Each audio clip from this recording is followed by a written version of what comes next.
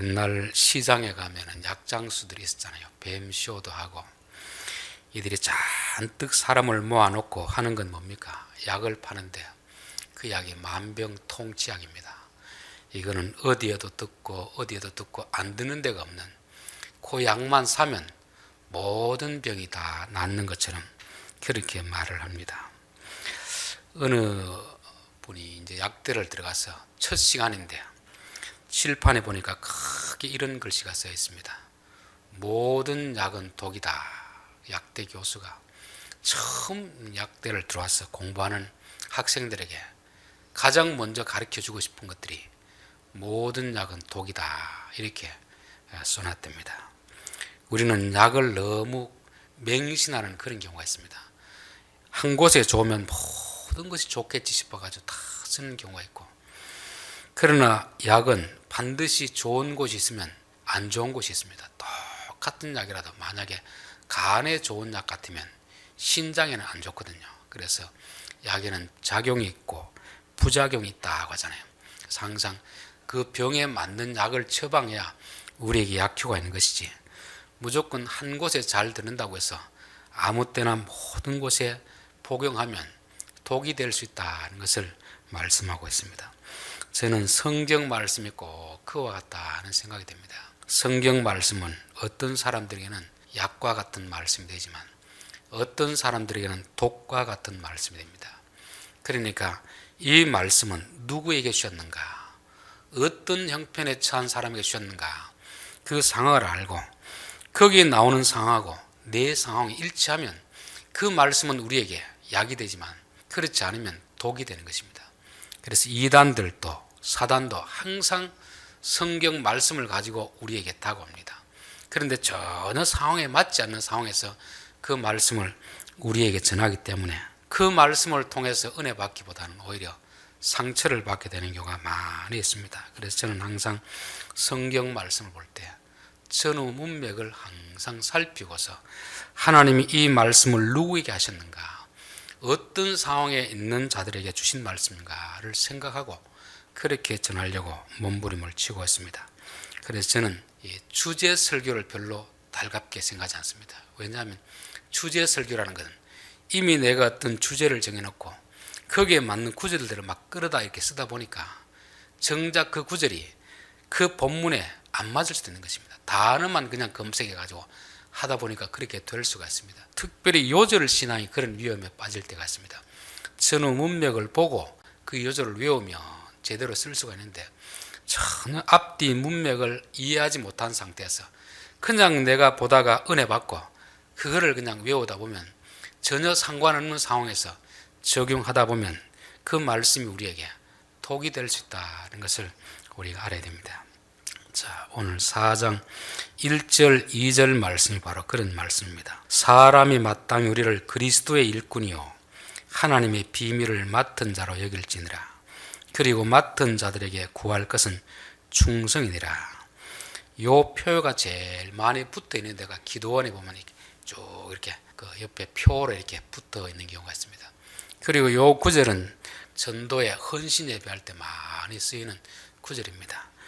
그런데 쓰면 안 된다는 말은 아니지만 요 말씀이 1차적으로 주어진 대상이 누군가를 알고 그 다음에 확대해서 이렇게 하는 것은 괜찮은데 앞에 주어진 원 대상을 이해하지 못하고 그냥 우리가 알고 있는 그런 방식으로 말씀을 적용하다 보면 전혀 엉뚱한 결과가 나온다는 것입니다.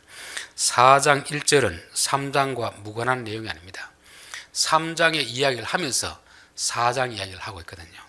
3장에는 어떤 이야기가 나왔습니까? 고린도 교회가 아볼로파, 바울파, 베드로파 이렇게 뿔뿔이 나누어져 있었잖아요. 그리고 자기가 지지하는 사람을 지지하지 않는 사람은 서로 분쟁하고 비판하는 그런 일들이 있었습니다. 그때 편지를 써서 너희들이 목회자를 무엇으로 생각하느냐, 너무 목회자를 우상시 여기지 마라. 목회자는 하나님의 동력자다, 동력자. 그리고 성도는 그리스도의 집이고 그리스도의 밭이고 그리스도의 성전이다. 그리고 목회자는 너희를 위해서 존재한다. 너희는 그리스도를 위해 존재하고 그리스도는 하나님을 위해 존재한다. 이 정체성, 이 인식을 좀 바로 가져라 하는 것을 말씀하고 있습니다. 그래서 교회 안에서 분쟁이라는 것은 교인들이 목사를 잘 모르고 있는 것입니다. 또 자기 자신이 어떤 신분인지 모르고 있기 때문에 이 정체성을 바로 가르쳐 주고 있는 것입니다. 그 다음에 나오는 것이 4장 1절입니다. 원래는 이게 그러므로 이렇게 나와야 되는데 앞에 22절 23절 이렇게 말씀하고서 그러므로 사람은 해야 되는데 우리 한글 성경은 마땅히 이렇게 하니까 3장하고 4장이 전혀 별개의 내용이 되어버리네요. 별개의 내용. 사실은 같은 이야기를 하면서 이 문장을 연결시켜 놓고 있는데 그냥 4장만 딱 떼어놓고 보다 보니까 이거 이 일을 맡은 전도회에게 준 말씀이구나. 그런 식으로 이제 오해를 하게 되는 거죠. 사실 이 말씀은 누구에게 준 말씀이겠습니까? 교인들에게. 목회자를 어떻게 볼 것인가, 교인들을 어떻게 볼 것인가, 그 설명 연장선상에서 주어지는 말씀입니다. 사람이 마땅히 우리를, 여기서 사람은 누굽니까? 고린도 교회 교인들이죠. 우리는 누구죠? 우리는 목회자입니다. 오늘 나누는 목회자이고, 아니면 좀 더 넓게 하면 교회 지도자들, 장로님들, 중직자들을 말씀하고 있습니다. 그러나 오늘 여기서는 사도 바울이 이야기를 하고 있으니까 일반적으로 교회 목사들을 지칭하는 것입니다. 그러니까 교인들은 마땅히 목사를 그리스도의 일꾼이요 하나님의 비밀을 맡은 자로 여길지니라. 이렇게 이제 번역을 하면 가장 적절한 번역이라 믿습니다. 그러니까 교인들은 목사를 대할 때 뭘로 대해야 됩니까? 그리스도의 일꾼이다. 그리스도의 일꾼. 자, 이거는 교인들이 목회자를 바라보는 기준이기도 하지만 목사가 목사 자신을 바라보는 기준이기도 하는 것입니다.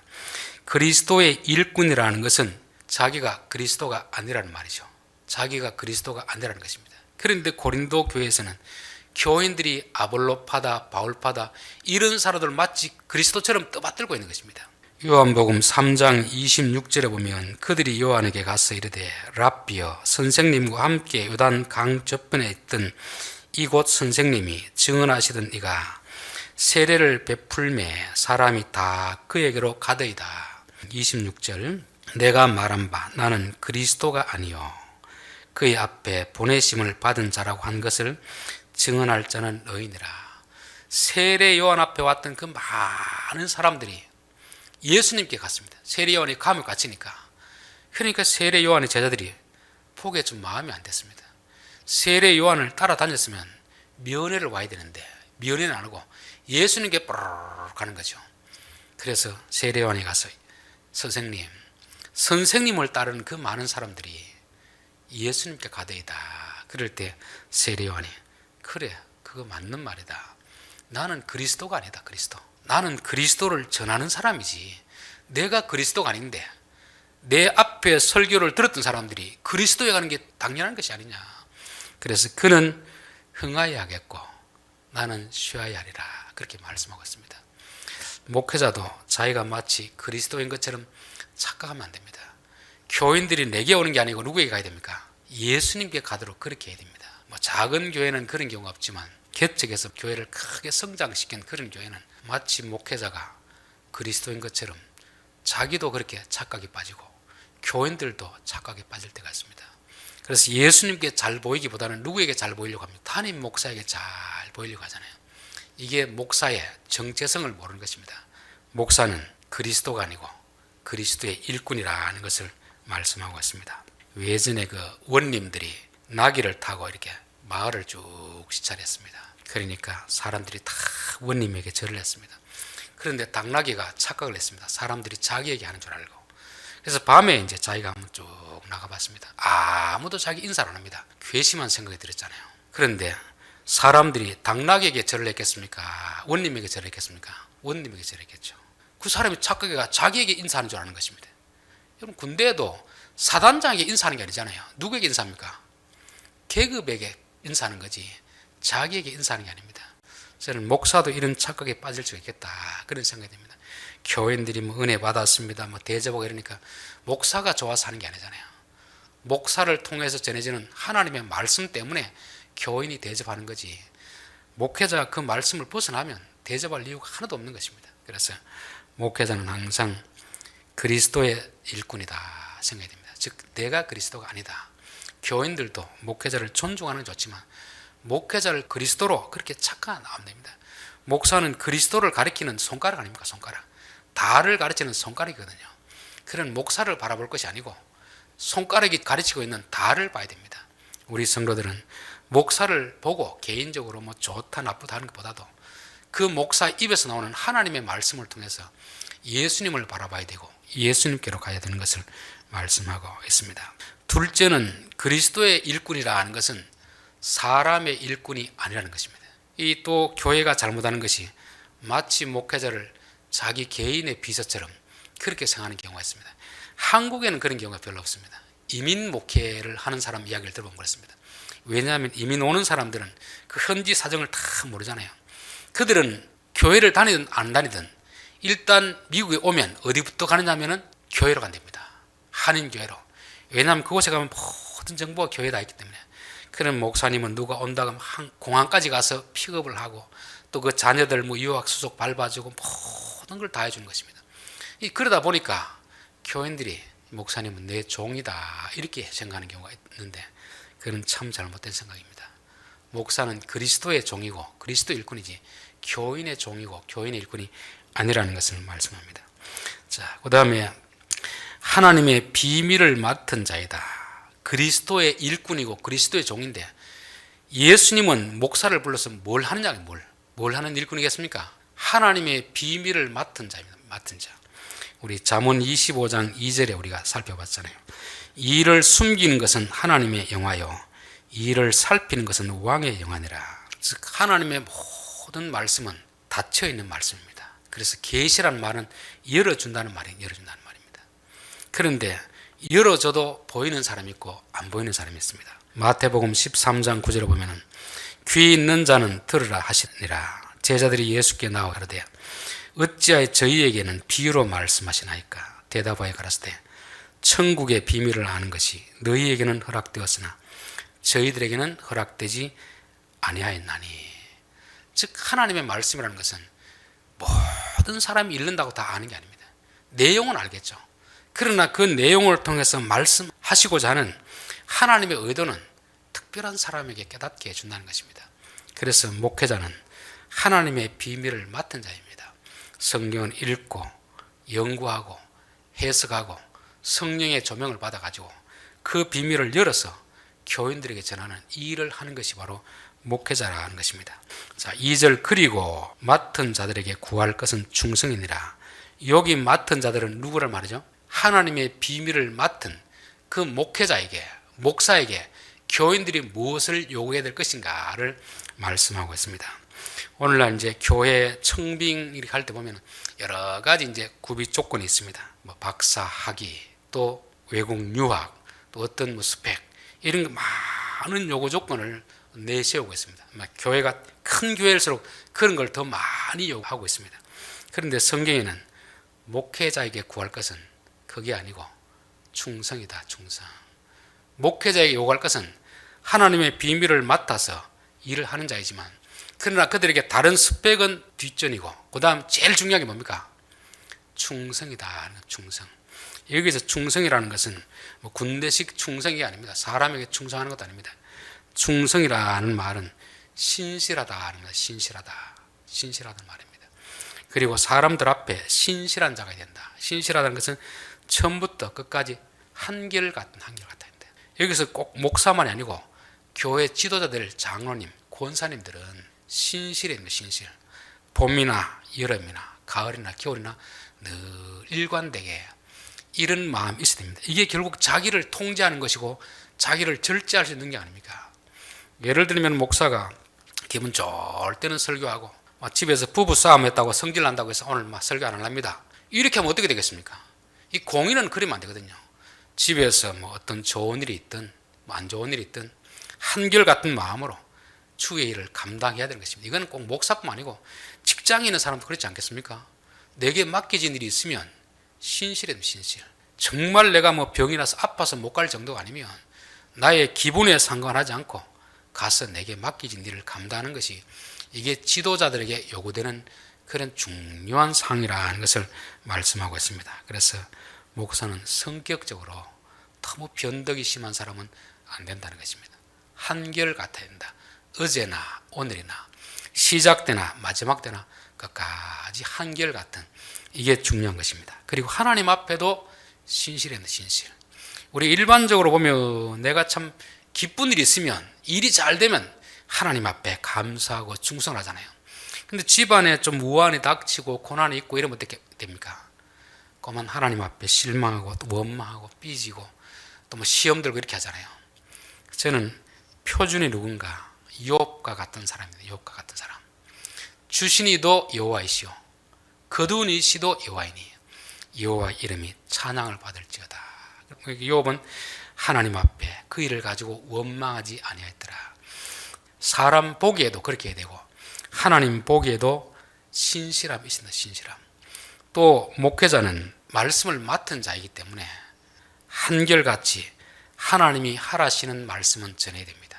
하나님 하라는 말씀이 조금 부담스럽다고 해서 피하면 안 됩니다.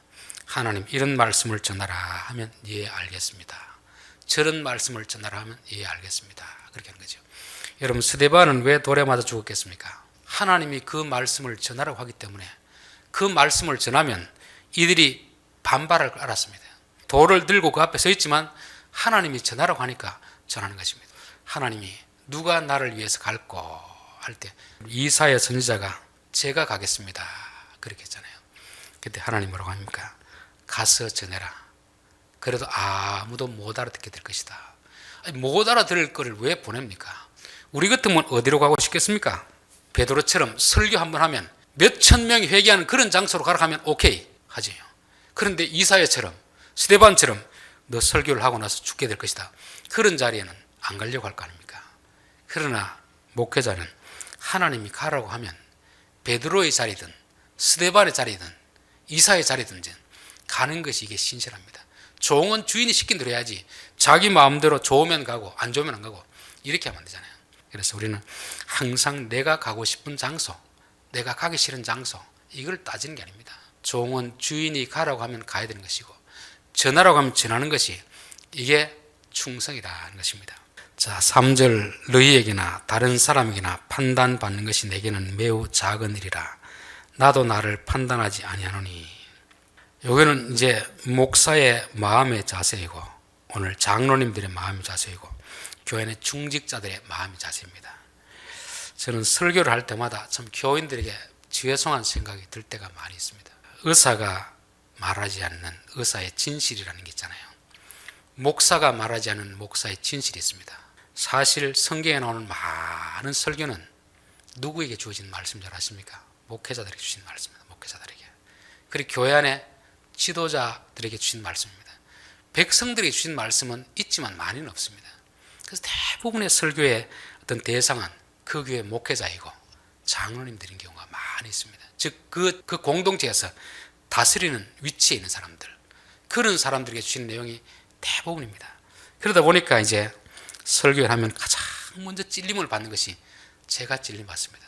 저는 말씀을 준비하면서 하나님 내게 주신 말씀이구나. 교인들에게 설교하면서도 입에서는 교인들을 향해 나가지만 사실은 저 자신에게 하는 말씀입니다. 왜냐하면 이 말씀 자체가 목회자에게 주신 말씀이기 때문에 그렇습니다. 그렇지만 이렇게 설교하는 것은 우리 교인들 중에는 또 지도자급에 되는 사람이 있거든요. 내게 주신 말씀 1차적인 대상이고 그 다음에 교회 안에 있는 장로님들에게, 권사님들에게, 제일 마지막에 성도들에게 주신 말씀입니다. 그래서 저는 항상 설교를 준비할 때마다 이 말씀은 내게 주시는 말씀이다, 장로님들에게 주신 말씀이다, 또 권사님들에게 주신 말씀이다.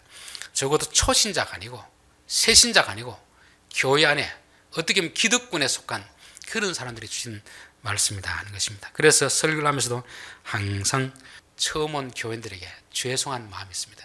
제가 설교하지만 이것은 하나님이 저를 책망하는 말씀으로 제가 받았기 때문에 그런 것입니다. 그리고 교회 안에 있는 직분자들에게 주신 말씀입니다.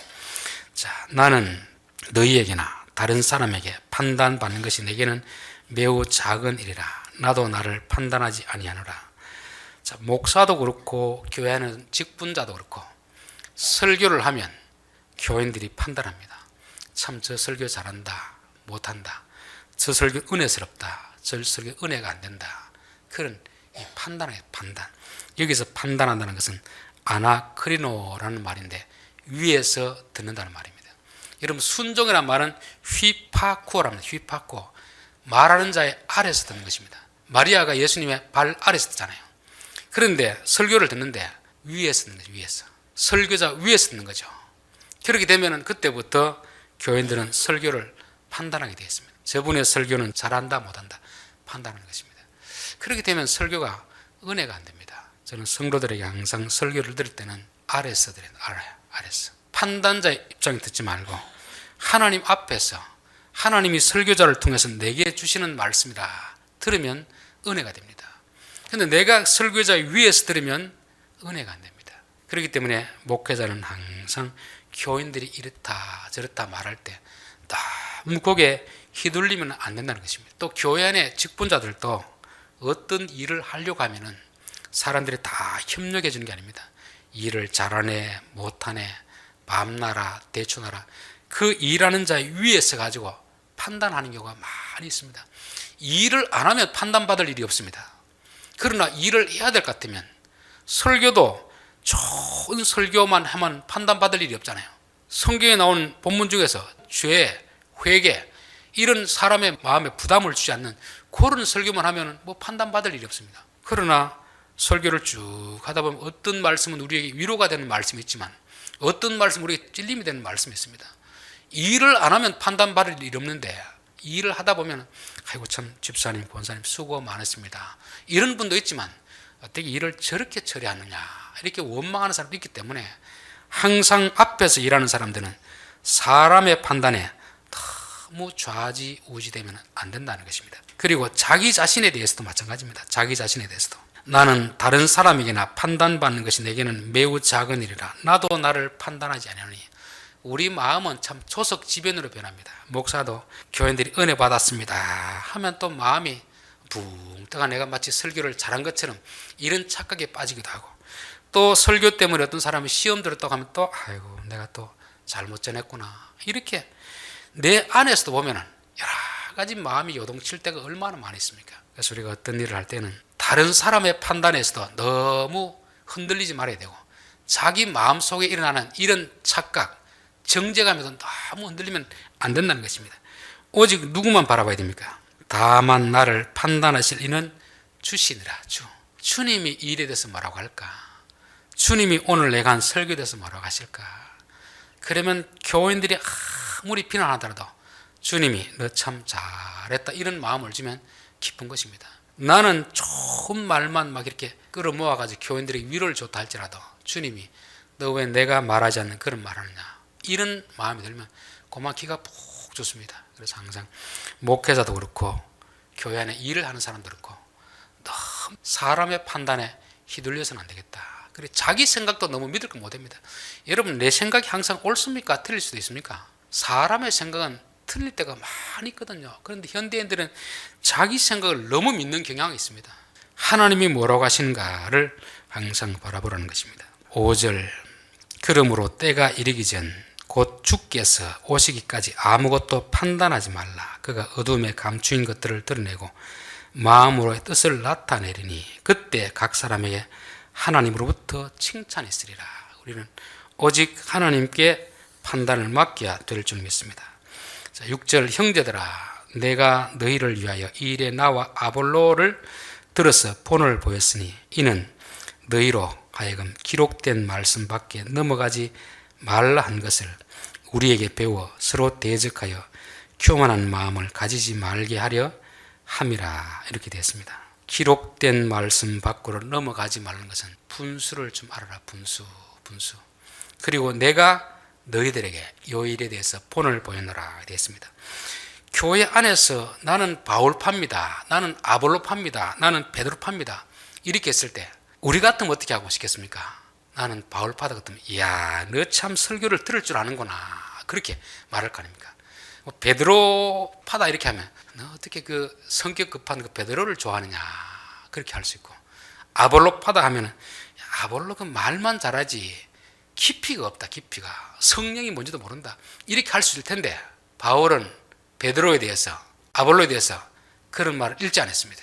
바울은 무엇이고 아볼로는 무엇이고 베드로는 무엇이냐, 이들은 각각 하나님께 맡은 사역자들 뿐이니라. 즉 바울은 자기를 따르는 자들을 칭찬하지도 않고 다른 사람을 비난도 안 했습니다. 그냥 이들은 각각 하나님께서 맡기신 일을 감당하는 자라, 그렇게 본을 보였습니다. 그래서 저는 목회자가 가져야 될 태도 중에 하나가 사람들을 판단하지 않는 것입니다. 특별히 어느 목사는 어떻다 저떻다 또 다른 사람 이렇다 저렇다 그렇게 쉽게 판단하는 것은 참 조심해야 되겠다, 그런 생각이 듭니다. 우리는 보통 이제 뉴스를 통해서 뭐 큰 교회 어떤 목사님은 이렇다 저렇다 그렇게 많이 하잖아요. 친하지 못하니까. 근데 제가 뉴스만 보다가 그 교회 교인들을 만나고 이야기를 나눠보니까 이야, 내가 큰 실수를 했구나. 뉴스에는 그 사람이 완전 죽일 사람으로 이렇게 도배되어 나오는데 막상 그 교회에 있는 부목사라든지 교인들과 만나서 그런 뉴스에 대한 이야기하면 아이고 목사님 안 그랬습니다. 교회 안에 일부 불만 세력을 가진 사람들이 뉴스에서 그렇게 제보를 해서 그런 것이지 우리가 보기에는 목사님 참 존경스러운 분입니다. 그런 이야기를 듣고 나서 내가 이제부터 사람의 말을 듣고 판단을 안 해야겠다. 내가 그 사람을 알지 못하면서 단지 사람의 말을 듣고 이 사람은 좋은 사람이다 나쁜 사람이다 이렇게 판단하는 것이 얼마나 위험한가. 다른 사람 몰라도 적어도 목회자와 장로님들과 권사님들은 남을 판단하는 것에 대단히 조심해야 됩니다. 우리가 그 사람을 깊이 알고 나서는 이렇다 저렇다 할 수 있는데 우리는 대부분은 잘 모르지만 남의 말만 일방적으로 듣고 좋은 사람이다 나쁜 사람이다 할 때가 많이 있거든요. 저는 그렇게 말하는 걸 들을 수는 있다고 봅니다. 그러나 내가 누구의 말을 듣고 그 사람이 나쁘다 해서 나도 나쁘다고 말하는 것은 이거는 대단히 잘못됐다고 봅니다. 야고보서 4장 한번 찾아보고 마치도록 하겠습니다. 11절부터 보겠습니다. 형제들아 서로 비방하지 말라. 형제를 비방하는 자나 형제를 판단하는 자는 곧 율법을 비방하고 율법을 판단하는 것이라.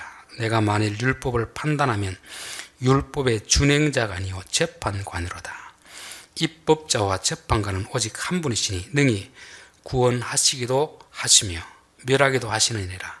너는 누구에게 이웃을 판단하느냐. 우리가 남을 판단한다는 것은 우리가 어느 입장에서 있다는 겁니까? 하나님 자리에 앉아 있다는 거죠. 얼마나 교만한 자리입니까?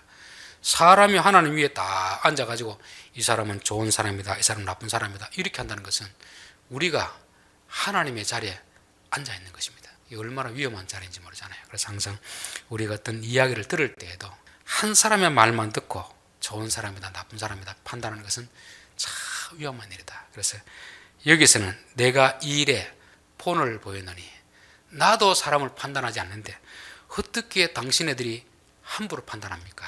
그런 말입니다. 그래서 우리는 어떤 사람에 대해서 판단하는 일은 참 조심해야 될 일이다, 그렇게 생각합니다. 오늘 말씀의 결론입니다. 목회자에 대한 인식을 어떻게 가지고 있느냐, 이것은 대단히 중요합니다. 목사는 그리스도의 일꾼이지 그리스도가 아니라는 것입니다. 그래서 목사를 너무 추종하는 것은 잘못된 것입니다. 그러나 그리스도의 일꾼이라는 것은 사람의 일꾼이라는 말이 아닙니다. 너무 또 목회자를 사람 일꾼처럼 종부리듯이 해도 안 된다는 것입니다. 이 목사는 무슨 일꾼이냐면 하나님의 비밀을 맡은 자입니다. 그래서 목사가 여러 가지 일을 할 수 있지만 가장 중요한 핵심은 하나님의 비밀을 풀어서 교인들에게 가르쳐 주는 것입니다. 성경을 연구하고 해석하고 성령의 조명을 받아서 성도들에게 알려주는 일이 바로 목회자가 해야 될 일이고, 그리고 그 맡은 자들에게 요구되는 것은 충성이다. 충성이란 말은 신실함입니다. 변덕이 심해서는 안 된다는 것입니다.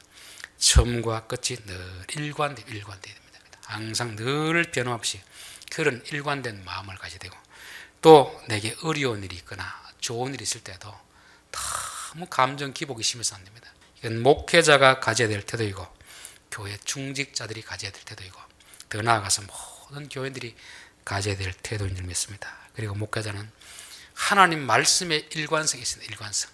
내가 전하고 싶은 것만 전하고 내가 가고 싶은 곳만 가고 이게 아닙니다. 베드로와 같은 자리에 서라고 해도 서야 되고 스데반과 같은 자리에 서라고 해도 서야 되고 이사야와 같은 자리에 서라고 해도 서야 되는 것입니다. 왜냐하면 목회자는 그리스도의 종이기 때문에 그렇습니다. 내가 하고 싶은 설교만 하는 게 아니고 그리스도가 하고 싶어하는 그 설교를 하는 것입니다. 그리스도가 서야 될 장소에 서는 것이 목사이기 때문에 이게 목회자에게 요구되는 충성이라는 것입니다. 또 이런 사람들은 설교를 하다 보면 어떤 사람들에게는 은혜가 되지만 어떤 사람은 찔림이 됩니다. 그러면 사람들이 은혜 받았다는 사람도 있고 상처받았던 사람이 있는데 거기에서 너무 휘둘려서는 안 된다. 또 자기 마음속에 일어나는 이런 착각, 정죄감에서 너무 휘둘려서 안 되고 판단하실 이는 오직 하나님이라. 우리가 일을 할 때도, 교회를 할 때도 사람들이 잘했다는 사람도 있고 일을 뭐 그렇게 하느냐 이런저런 말이 있지만 너무 거기에서 휘둘려서 안 되고 내가 신실하게 하다 보면 최종적인 평가는 하나님이 하신다는 것을 말씀하고 있습니다. 그리고 내가 여기에 본을 보였다. 본. 그 뭐냐면 사람을 함부로 판단하지 않는 본을 보였다. 아볼로에 대해서, 베드로에 대해서 좋다 나쁘다 판단하지 않습니다. 각각 그들은 하나님이 주신 은사를 따라서 믿음의 분량대로 맡겨진 때 일을 감당했다는 것입니다. 그래서 특별히 교인들이 목회자에 대해서 이렇다 저렇다 판단하는 것은 바람직하지 않습니다. 또 다른 교인들에 대해서도 우리가 잘 알지 못한 채 좋은 사람이다, 나쁜 사람이다 판단하는 것도 썩 바람직하지 않습니다. 그 판단은 하나님 앞에 맡기는 것이 최선의 방책이다 말씀하고 있습니다. 기도드리겠습니다.